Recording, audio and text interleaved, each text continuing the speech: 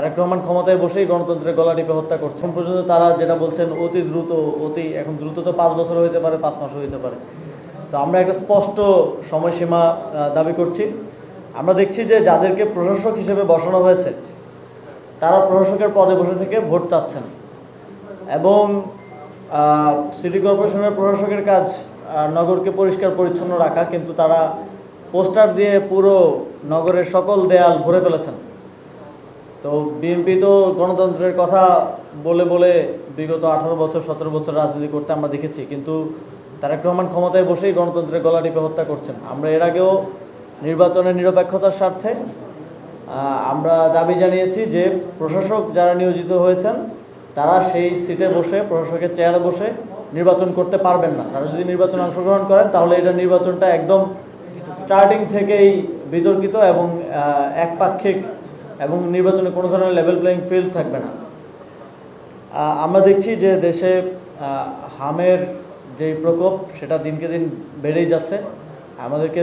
আমরা মনে করছি যে খুব দ্রুত সময়ের মধ্যে এটাকে এক ধরনের জাতীয় সংকট হিসেবে চিহ্নিত করে এই সংকট মোকাবেলায় আমাদের সরকার বিরোধী দল মিলে সবাইকে এগিয়ে আসতে হবে, এবং এই সময়ে কার দোষ বেশি কার দোষ কম এই কথা না বলে আমাদের একসাথে এই সংকট মোকাবেলায় এগিয়ে আসতে হবে। এবং আমাদের আরেকটা জিনিস, এই হামের প্রকোপ বৃদ্ধির পিছনে কাদের অবহেলা, কাদের অনিয়ম জড়িত আছে সেটাও সুষ্ঠুভাবে তদন্তের মাধ্যমে বের করে আনা প্রয়োজন।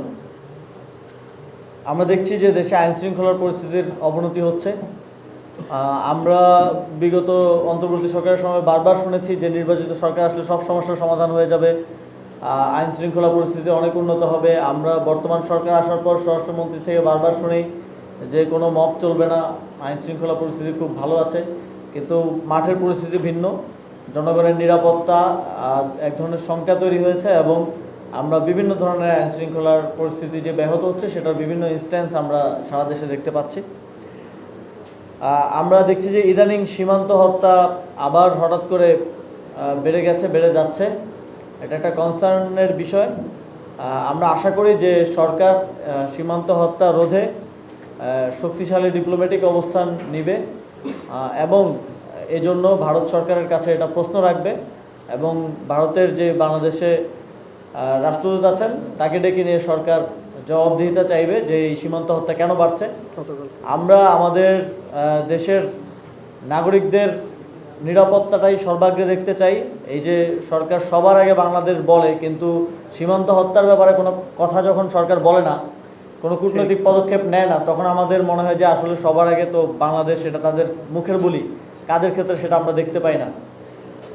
আমরা দেখছি যে খুবই কনসার্নের বিষয়, আমরা দেখছি আমাদের পার্শ্ববর্তী পশ্চিমবঙ্গের নির্বাচনের পর, সেখানে নির্বাচনের পরবর্তী সময় আমরা বুলডোজার চলতে দেখছি, এবং সেখানকার মুসলমানদের উপর এক ধরনের নৃশংস আক্রমণ এবং হামলা আমরা পর্যবেক্ষণ করছি।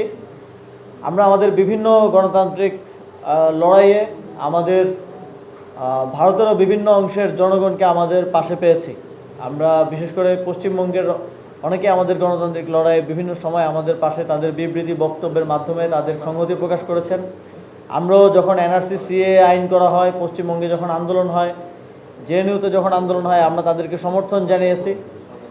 তো জনগণের সাথে আমাদের যে একটা সম্পর্ক গণতান্ত্রিক মূল্যবোধের জায়গা থেকে, সেটা আমাদের অব্যাহত ছিল, এবং তারই ধারাবাহিকতায় আমরা পশ্চিমবঙ্গে যারা হামলার শিকার হচ্ছেন, যারা কমিউনাল ভায়োলেন্সের শিকার হচ্ছেন, যারা একটি উগ্রবাদী শক্তির দ্বারা নিষ্পেষণের শিকার হচ্ছেন, তাদের প্রতি আমাদের সংহতি সমর্থন জানাচ্ছি, এবং এই ধরনের ঘটনার আমরা তীব্র নিন্দা ও প্রতিবাদ জানাচ্ছি।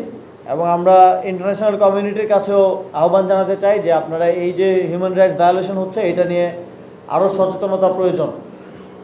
এবং আমরা মনে করছি যে এই অঞ্চলের মুসলমানরা তারা নিপীড়নের শিকার হচ্ছেন, তারা কমিউনাল ভায়োলেন্সের শিকার হচ্ছেন শুধুমাত্র ধর্মের পরিচয়ের কারণে, এবং এই আধুনিক বিশ্বে এটা এক ধরনের প্রাচীন বর্বরতার মতো একটা দৃশ্য হয়ে ফুটে উঠছে। এবং আমরা শুনছি যে আসামের যিনি মুখ্যমন্ত্রী তিনি বলেছেন যে তিনি একটা রাষ্ট্রীয় সাংবিধানিক পদে বসে তিনি বলছেন যে তারা রাতের অন্ধকারে সেখানকার যাদেরকে তাদের সন্দেহ হয় যে তাদের নাগরিক না, তাদেরকে বাংলাদেশে পুশব্যাক করে না। এটা অত্যন্ত গর্হিত একটা বক্তব্য, অত্যন্ত সেন্সিটিভ একটা বক্তব্য। একজন যিনি দায়িত্বে বসে থেকে বলছেন যে তারা ইলিগালি পুশব্যাক করেন বাংলাদেশে, কিন্তু এটা নিয়ে আমরা দেখছি যে বাংলাদেশের সরকারের কোনো স্পষ্ট বক্তব্য কিন্তু আমরা পাই নাই। আমরা বাংলাদেশের এই বর্তমান সরকারের সময়টা খুব কম হলেও আমরা বারবার দেখছি কূটনৈতিক ক্ষেত্রে তারা অবস্থান নিতে ব্যর্থতার পরিচয় দিচ্ছেন। এবং আমরা এবারই প্রথমবারের মতো হয়তো দেখলাম যে বাংলাদেশ কোনো একটা নির্দিষ্ট বলয়ের দিকে চোখ বন্ধ করে ঝুঁকে যাচ্ছে, যার ফলে আমরা আমাদের বন্ধুদেরকে হয়তো হারাচ্ছি অথবা সম্ভাব্য বন্ধুদেরকে হারাচ্ছি।